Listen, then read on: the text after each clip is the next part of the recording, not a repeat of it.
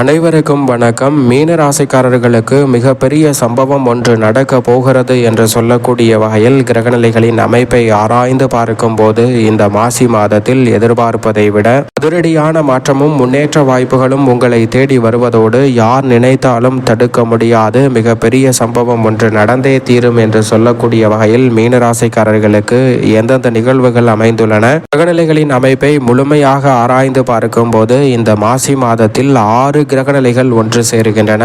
ஜென்ம ராசியில் சுக்கிரன் உச்சம் பெறக்கூடிய இந்த வேளையில் விரயஸ்தானமாகிய 12ஆம் இடத்தில் மிக வலுவாக திருக்கணிதத்தின்படி 6 கிரகநிலைகள் கடந்து செல்கின்றன. வாக்கிய பஞ்சாகமத்தின்படி 7 கிரகநிலைகள் கடந்து செல்கின்றன. அதிலும் குறிப்பாக 6 கிரகநிலைகள் மிக வலுவாக இணைந்து வலம் வர போகின்றன. கிரக கூட்டுச் சேர்க்கை அற்புதமாக அமையக்கூடிய இந்த மாசி மாதம் என்பது வீண் விரயங்களை சுப விரயமாகவும் நன்மை நிறைந்தவையாகவும் மாற்றி கொடுக்கக்கூடிய முதன்மையான வாய்ப்பையும் சந்தர்ப்பத்தையும் மீன ராசிக்காரர்களுக்கு அற்புதமாக அள்ளி கொடுப்பதால் உங்களுடைய வாழ்வில் இருக்கக்கூடிய தடைதாமதம், சிக்கல், சிரமம் என அனைத்துமே மீன ராசிக்காரர்களுடைய வாழ்வில் இருந்து முற்றிலுமாக விலகி மிக பெரிய அளவிலான வளர்ச்சியும் முன்னேற்றமும் மிகப்பெரிய சம்பவம் ஒன்று நடக்க போகிறது. அது உங்களுடைய வாழ்வில் மிக பெரிய அளவில் மாற்றத்தை ஏற்படுத்தி கொடுக்கக்கூடிய சம்பவமாக அமைவதற்கான சந்தர்ப்பத்தையும் உருவாக்குகிறது. ஏனென்றால் 7.5 சனியில் ஜென்ம சனியின் ஆதிக்கம் திருக்கணிதத்தின்படி துவங்கியிருந்தாலும் வாக்கியத்தின்படி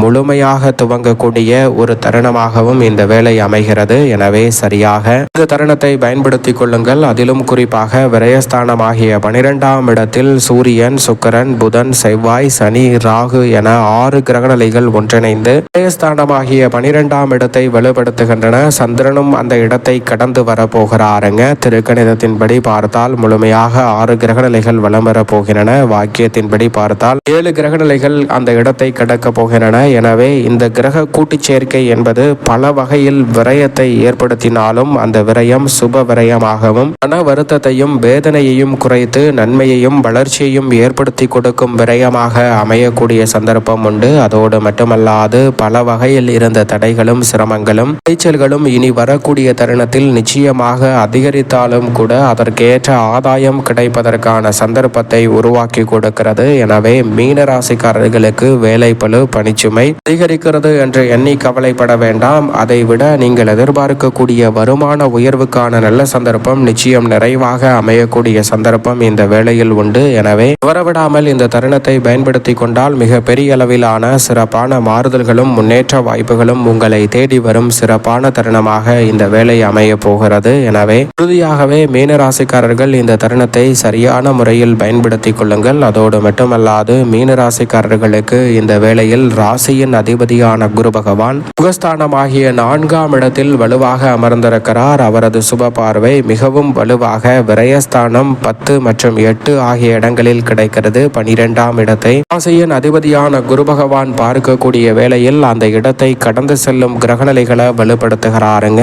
கேதுவை தவிர மற்ற 7 கிரகநிலைகளை தனது சுப பார்வையால் முழுமையாக வலுப்படுத்துகிறார். இந்த கிரகநிலைகளால் ஏற்படக்கூடிய தோஷங்களும் பாதிப்புகளும் விலகி மீனராசிக்காரர்களுடைய வாழ்வில் வளர்ச்சியும் மகிழ்ச்சியும் நிறைவாக கிடைக்கக்கூடிய வகையில் பல நல்ல மாறுதல் நிச்சயமாக கிடைக்க போகிறது. மிக மோசமான சூழ்நிலை என்ற இருந்த நிலைகளை கூட கடந்து முன்னேற்றம் நிறைந்தவையாக உறுதியாகவே ராசியின் அதிபதியான குரு பகவான் ஏற்படுத்தி கொடுக்க போகிறார். ஏனென்றால் இந்த கிரகநிலைகளால் ஏற்படக்கூடிய தோஷங்களையும் பாதிப்புகளையும் முழுமையாக விலக்கி விடுகிறார். அதோடு மட்டுமல்லாது சனி பகவான் சாதகமற்ற மிகவும் சாதகமற்ற சூழலுக்கு செல்லக்கூடிய இந்த வேளையில் ராசியின் அதிபதியான குரு பகவான் அவள் இருக்கக்கூடிய பிரச்சனைகளை கட்டுப்படுத்துவதோடு முன்னேற்றம் நிறைந்த வாய்ப்புகளை மிகப்பெரிய சம்பவமாக சந்திக்கக்கூடிய சந்தர்ப்பத்தை ஏற்படுத்தி கொடுக்கிறாருங்க. மேலும் இந்த வேளையில் உச்சபலம் பெற்றிருக்கக்கூடிய செவ்வாய் லாபஸ்தானத்தில் இருந்து விரயத்திற்குள் நுழைகிறார். தன மற்றும் 9ஆம் இடத்தின் அதிபதியாக இருக்கக்கூடிய செவ்வாய் விரயத்திற்குள் வருவதால் விரயம் அதிகரிக்கும். ஆனால் ராசிக்கு மிகவும் சகாயமானவராக இருக்கிறார். எனவே சுப விரயங்கள் அதிகரிக்கக்கூடிய சந்தர்ப்பம் உண்டு. மங்களக்காரகன் அருளால் குரு சுக்கிர மங்கள யோகம் நிறைவாக கிடைக்கிறது. குரு மங்கள யோகம் முழுமையாக கிடைக்கக்கூடிய இந்த மாசி மாதத்தில் கல்யாண கனவுகள் நிச்சயமாக நிறைவேறும். வீடு கட்டுதல், வீடு வாங்குதல் போன்ற யோகம் நிச்சயமாக உண்டு. முன்னோர் சொத்துக்களை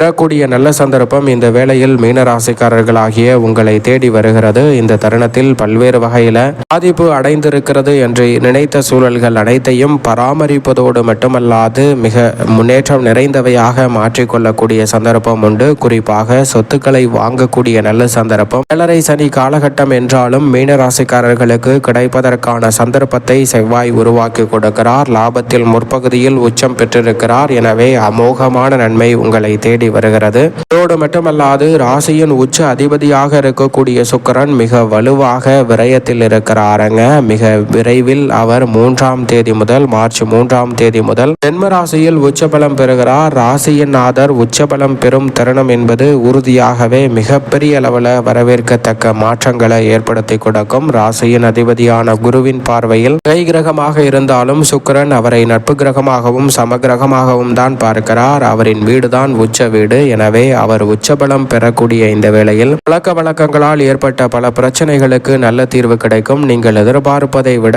மனதிற்கு பிடித்த பல நல்ல காரியங்கள் நடக்கக்கூடிய ஒரு சிறப்பான தருணமாக நிச்சயமாக அமைய போகிறது. குறிப்பாக மீனராசிக்கார பெண்மணிகளுக்கு நினைத்தவை நினைத்தவாறே நடைபெறக்கூடிய ஒரு தருணமாகவும் மனதில் தோன்றிய பல சிந்தனைகளை செயல்படுத்தக்கூடிய சந்தர்ப்பம் உண்டு. அத்தியாவசியமான மற்றும் வசதி வாய்ப்பை மேம்படுத்தக்கூடிய நல்ல சந்தர்ப்பம் மீனராசிக்கார பெண்மணிகளாகிய உங்களை தேடி வருகிறது. கல்வியிலும் நல்ல முன்னேற்றம் கிடைக்கிறது. சனி பகவான் முழுமையாக ஜென்ம சனியில் அமர போகிறாருங்க. ஏற்கனவே திருக்கணிதத்தின்படி அமர்ந்து வலம் வருகிறார். வாக்கியத்தின்படியும் முழுமையாக ஜென்ம சனியின் ஆதிக்கம் துவங்கும் தருணமாக பார்க்கப்படுகிறது. எனவேதான் இந்த வேளையில் அதிக கவனத்துடனும் விழிப்புணர்வுடனும் செயல்பட வேண்டும். ஜென்ம சனி என்பதால் சில தாமதங்களும் தடைகளும் சிக்கல்களும் நிச்சயமாக இருக்கும் என்பதுதான் யதார்த்தமான உண்மை. 7.5 சனி காலகட்டத்தில் மிகவும் சாதகமற்ற சூழல் என்று சொன்னால் அது நிச்சயமாக ஜென்மசனி காலகட்டம் என்று சொல்லிவிடலாம். எனவே எதை செய்தாலும் அதிக கவனத்துடன் மீனராசிக்காரர்கள் செயல்படுவது நிச்சயமாக நன்மையை பெற்றுத்தரும் என்பதில் சந்தேகமே இல்லை. அவ்வப்போது புது புது முயற்சியில் ஈடுபடும் மீனராசிக்காரர்களுக்கு அனுபவபூர்வமாக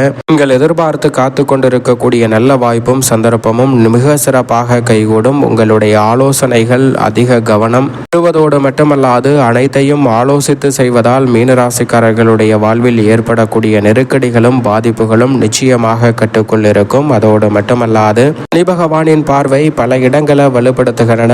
ஒற்றுமை குறைவதற்கான சாத்தியக்கூறுகளை ஏற்படுத்தும். பண வரவில் சில சிக்கல்களை உருவாக்கும். எனவே அதிக கவனத்துடன் 7.5 சனி காலகட்டத்தில் ஜென்ம சனி காலகட்டம் அதிதீவிரமடையக்கூடிய இந்த வேளையில் கவனத்துடன் இருப்பது மீனராசிக்காரர்களுக்கு நல்லது. அதோடு மட்டுமல்லாது வேலையை விட்டுவிடுதல் தொழிலை விட்டுவிடுதல் என திடீரென முடிவுகளை மேற்கொள்ள வேண்டாம். அதிக கவனத்துடன் இருப்பது நல்லதாக பார்க்கப்படுகிறது. அதோடு மட்டுமல்லாது சிந்தித்து செயல்பட்டால் சிறப்பான மாற்றம் உறுதியாகவே உங்களை தேடி வரும் தருணமாக இந்த வேலை நிச்சயம் அமைய போகிறது. மேலும் இந்த தருணத்தை சாதகமாக மாற்றிக்கொள்ள வேண்டும் என்றால் 7.5 சனி அதிதீவிரமடையக்கூடிய இந்த வேளையில் உறுதியாகவே சனி பகவான் வழிபாட்டை மேற்கொள்வது தங்களுடைய வாழ்வில் ஏற்படக்கூடிய சிரமத்தை குறைத்து நன்மையை நிச்சயமாக மாற்றி கொடுப்பதோடு மிகப்பெரிய சம்பவம் ஒன்று நன்மை நிறைந்தவையாக அமையக்கூடிய சந்தர்ப்பத்தை மீனராசிக்காரர்களுக்கு நிச்சயம் உருவாக்கி கொடுக்கும்.